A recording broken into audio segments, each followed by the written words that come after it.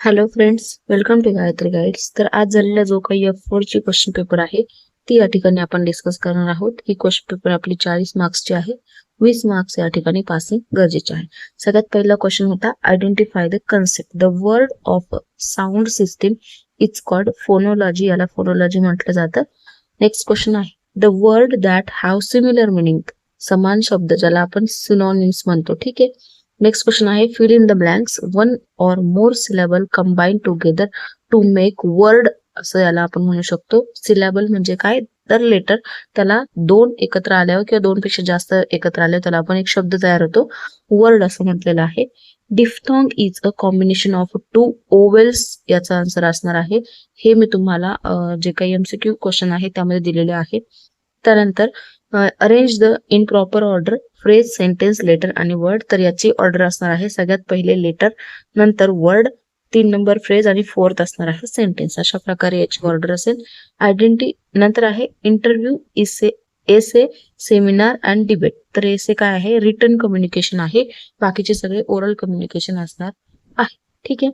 State whether the following statement true or false लिहायचं आहे. त्यामध्ये फर्स्ट क्वेश्चन आहे there are 44 sound in English word. तर याचा आन्सर आहे true. In translation the language that text is translated in called as the source language. तर हिला target language असं म्हटलेलं आहे. तर हे आहे फॉल्स. क्वेश्चन पेपर थोडीशी ब्लर असल्यामुळे क्वेश्चन नीट वाचला गेला नाही. ठीक आहे. पुढचा क्वेश्चन आहे 60 ते 80 शब्दांमध्ये आन्सर लिहा. Explain language has a culture. Explain करायचं होतं 2 मार्क्ससाठी. Suggest any 2 activities to develop speaking skill. हा जो क्वेश्चन आहे तो S4 मध्ये सेम क्वेश्चन विचारला होता. फक्त 3 मार्क्ससाठी होता. इथे 2 मार्क्सला आहे. IMP म्हणून मी दिलेला होता. Which 2 points will you consider while translating mother tongue into English. हा सुद्धा मी तुम्हाला IMP म्हणून दिलेला होता.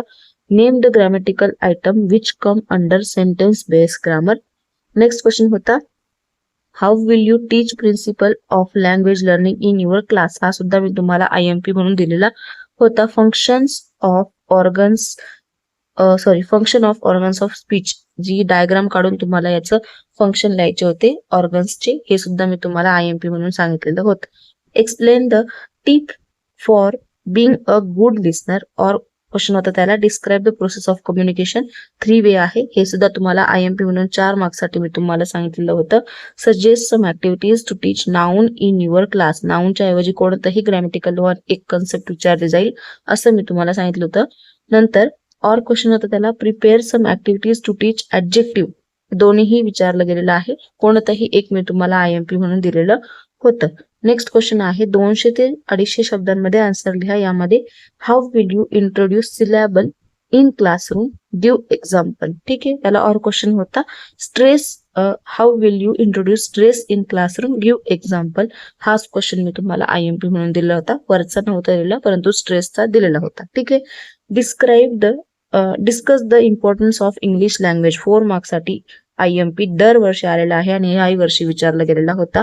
मी भरपूर वेळेस तुम्हाला एक्सप्लेन करून सांगितलेलं आहे. Explain word based grammar with the help of example. हा सुद्धा IMP म्हणून मी तुम्हाला दिलेला होता. बऱ्यापैकी ही सुद्धा क्वेश्चन पेपर 25 ते 30 मार्क्सचा IMP या ठिकाणी आलेलं आहे.